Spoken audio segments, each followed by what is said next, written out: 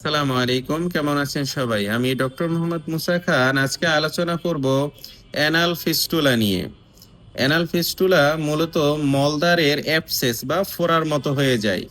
তো এটা হলে মলদ্বার থেকে বা মলদ্বারের এখানে নালীর মতো সৃষ্টি হয়। এই নালী থেকে দেখা যায় পুজ আসে। পুজটা আঠালো হতে পারে অথবা পাতলাও হতে পারে। অনেকের একটা নালী সৃষ্টি হয় এবং অনেকের দেখা যায় একাধিক নালীও সৃষ্টি হতে পারে। তো এখান থেকে যে পানিটা সেটা গন্ধযুক্ত হয় অনেক সময়, অনেকের গন্ধ থাকে না। তো এটা হলে আপনার মলদ্বারে তীব্র প্রচন্ড ব্যথা হতে পারে। সেই সাথে এখানে জ্বালাপোড়া করে, চুলকানি থাকে, হ্যাঁ, জ্বালাপোড়া হতে থাকে, ফুলে ওঠে মলদ্বারটা। মোটামুটি এরকম সিমটম গুলি প্রকাশ পায় অ্যানাল ফিস্টুলা বা ফিস্টুলা হলে। তো দর্শক, এই ফিস্টুলা হওয়ার পিছনে কিছু কারণ রয়েছে। যেমন মলদ্বারের যে ভেইনগুলো থাকে, নালীগুলো থাকে, এগুলো যদি কোনো কারণে সংক্রমিত হয় সেক্ষেত্রে আপনার এই ফিস্টুলা হতে পারে। এছাড়া যে কোলন রয়েছে, তো এই কোলনেও যদি কোনো রকম দীর্ঘস্থায়ী সংক্রমণ হয় বা ইনফেকশন হয় সেক্ষেত্রে আপনার এই ফিস্টুলা হতে পারে। তারপরে দীর্ঘদিন যারা কোষ্ঠকাঠিন্য রোগে ভুগে থাকে বা পায়খানা রেগুলার হয় না, দুই একদিন পরে পরে হয়, তো এ থেকেও আপনার এই ফিস্টুলা হতে পারে। তারপর দীর্ঘদিনের আপনার গুড়াকির্মি অনেকেরই আছে, যেমন গুড়াকির্মি অত গুরুত্ব দেয় না, হয়তো একটু কমে ওষুধ খায় আবার হয়, হ্যাঁ, ওভাবে মেনটেন হয় না বা গুঁড়োকৃমিটা পুরোপুরি দূর হয় না মলদ্বার থেকে।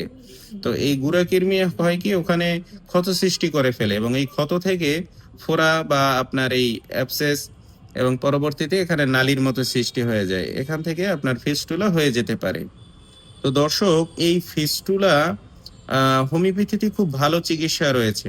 হ্যাঁ, আপনাদের যাদের এই ফিস্টুলা রয়েছে, এটা হোমিওতে অপারেশন ছাড়া কিছুদিন ওষুধ খেলে পুরোপুরি এই নালীটা শুকিয়ে যায় এবং কোনোদিন ইনশাল্লাহ আর হয় না। তো এলোপ্যাথিতে দেখা যায় কি এটা অপারেশন করলে হয়তো নালীটা ওখান থেকে কেটে পরিষ্কার করে, হ্যাঁ, মুখ বন্ধ করে দেওয়া হয়, কিন্তু পরবর্তীতে অন্য স্থান থেকে আবার নালীর মতো সৃষ্টি হয় এবং পুজ আসতে থাকে এবং রোগী আগের অবস্থায় ফিরে যায়। তো আপনাদের যাদের এই সমস্যা রয়েছে, আমার পরামর্শ হয়েছে আপনারা ভালো একজন রেজিস্টার্ড হোমিওপ্যাথিক ডাক্তার দেখান। কিছুদিন ওষুধ খেলে এই ফিস্টুলা থেকে চিরতরে মুক্তি পেতে পারবেন। কোনো ধরনের কাটাছেঁড়া অপারেশন লাগবে না।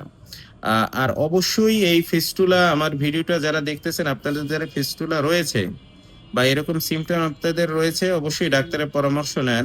কেননা এই ক্ষত থেকে আপনার অ্যানাল ক্যান্সার হতে পারে। হ্যাঁ, অ্যানাল ক্যান্সার কিন্তু এমনিতেই হয় না। দীর্ঘস্থায়ী ক্ষত যদি আপনার মলদ্বারে থাকে, এবং মলদ্বারটা কিন্তু এটা স্বেচ্ছাতে স্থান। এখানে আপনি টয়লেট করেন, পানি ইউজ হয়। ওভাবে শুকনো কিন্তু সবসময় থাকে না। তো এই ক্ষত যদি আপনার দীর্ঘস্থায়ী হয় সেক্ষেত্রে আপনার এখানে ক্যান্সার হতে পারে।